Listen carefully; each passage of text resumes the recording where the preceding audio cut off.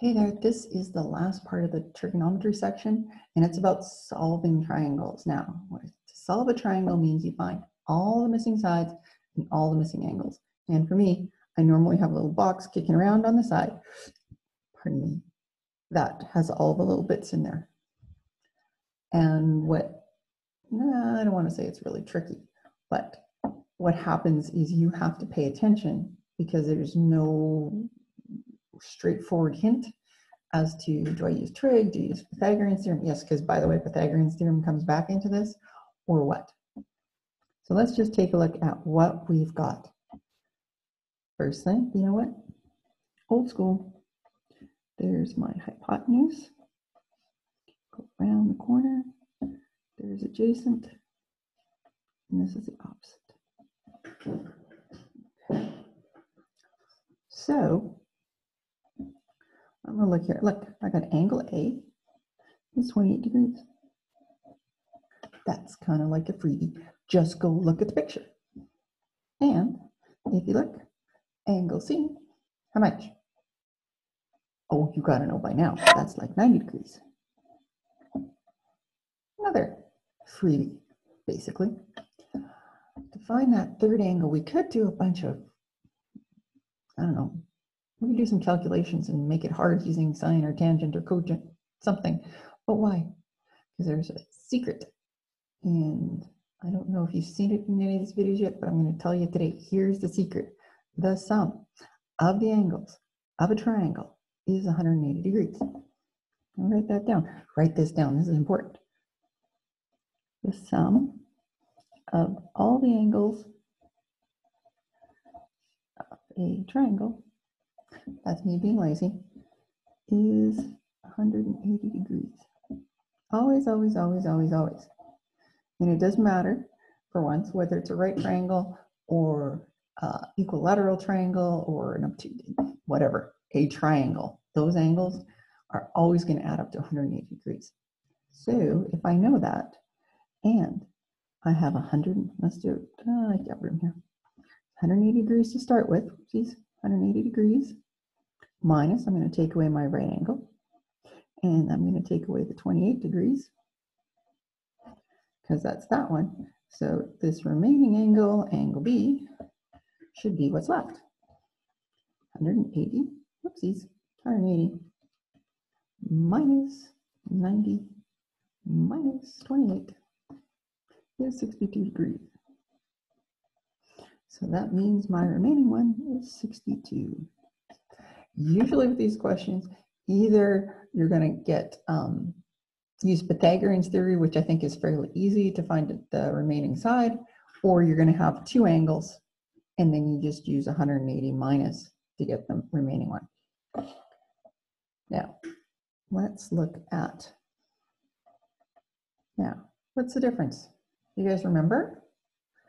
A, B, and C, capitals are always referring to the vertexes, the corners, or the angles, whereas the lowercase ones always refer to the sides. So hypotenuse is also side C. Remember, it's lowercase the opposite. The one over here, this adjacent side is B, and this one over here is A. So my freebie here is side B is 29.3, and it has units of miles on it. So you know what? You put units over there. If there's no units, don't worry about it. The units are always going to match. So I need to find, let's find the hypotenuse first.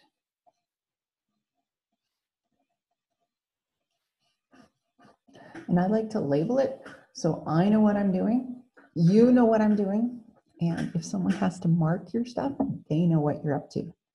So if I find the hypotenuse, I'm working with my hypotenuse and adjacent and my angle. So hypotenuse and adjacent, that is cosine. So start out with your formula. So cosine theta is equal to adjacent over opposite. All right.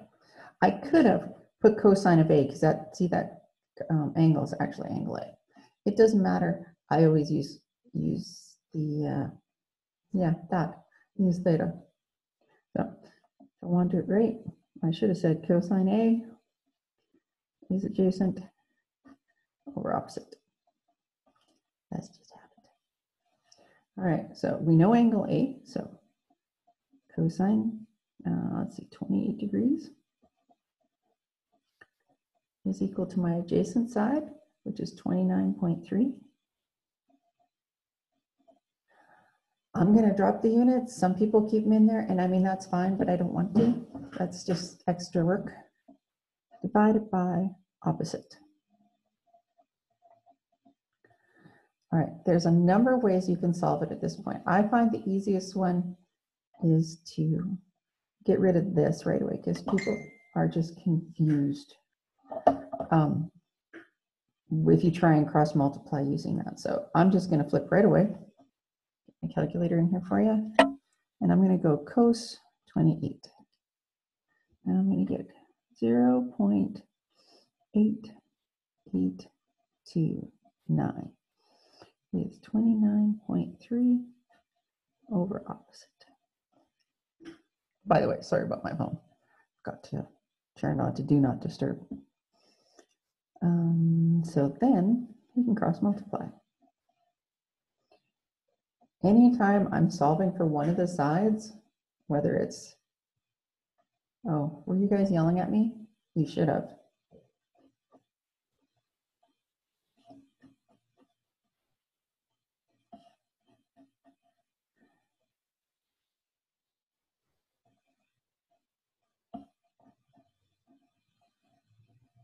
Considering I said I was finding the hypotenuse. My bad. Okay, so let me just fix it. I'm going to cross multiply. I'm going to go this way first. It doesn't really matter. 1 times 29.3 is equal to 0.8829 hypotenuse.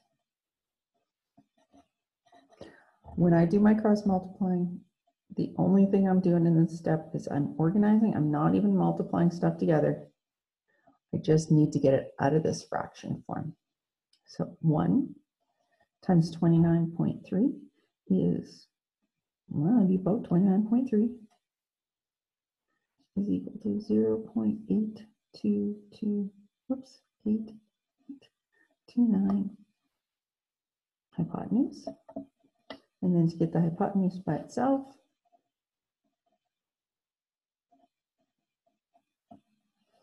I'm going to divide both sides by that. Right, this just goes back to solving equations.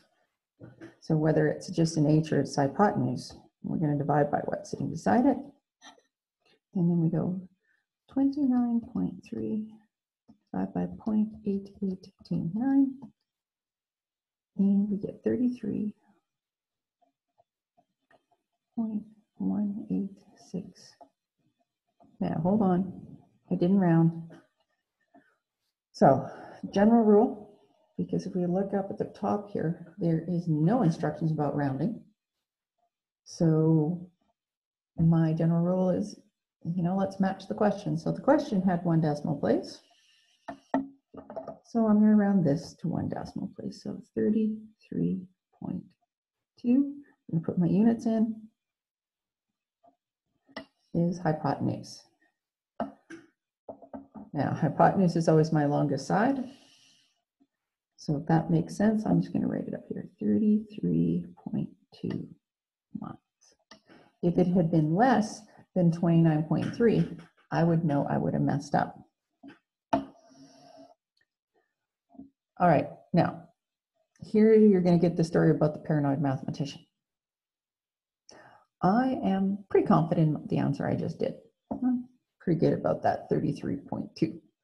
But there's a small chance, right? I made an error here. I caught it, but you know, things happen. I don't want to use my answer that I just got in the next part if I can avoid it. I could, knowing 2 sides, use Pythagorean's theorem to find the third one, but I don't want to. I'm going to use a trig function so I can use this value again because I know for sure that one's right. So find my hypotenuse. So here I'm going to put find opposite. All right. So if I don't want to use the hypotenuse, so I have adjacent and opposite, and that is tan theta. That's what my brain was trying to do before. Oh, I can do tan A right away because the angle is marked A.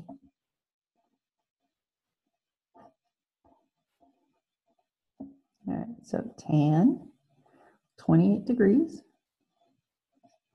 is equal to the opposite side, which I don't know, over my adjacent side, which I do know, 29.3. All right, so let's get rid of that tangent 28. Let's do that right away. 0.5317, 29.3. Now, if you are comfortable with cross multiplying with the tan 28 and then doing it all at the end, awesome. Either way works. The difference with the rounding isn't going to make a difference in what we're doing. All right, cross multiply. So put this over 1. 1 times opposite is equal to 0.5317 times 29.3. All right, cool. Look, I left that on my calculator. And I now just have to multiply times 29.3. Don't have to type it in again. So opposite is equal to 15.57, which I'm going to round to 15.6 miles.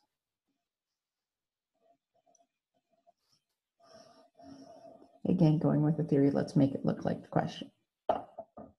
So 15.6. Here is where you're going to check your question and make sure everything is at least reasonable. There's a rule, and I've said it before, but I'm going to remind you, the biggest side is across from the biggest angle. So 90 is my biggest angle out of 30. There's my sides, right? 33, 15, and 29. I'm just ignoring the decimals. Okay, so that's got to be like that. And out of these two, remember this one over here was 62, we calculated that. 28 is a smaller one, so that means that 15.6 better be smaller than that. So we're golden. The only thing we need to do is let's finish filling this in. 15.6 miles, and hypotenuse, which was C, was 33.2 miles. And ta-da! That is how you solve a triangle. And there's multiple different ways, and it all depends on your question. Have a great day.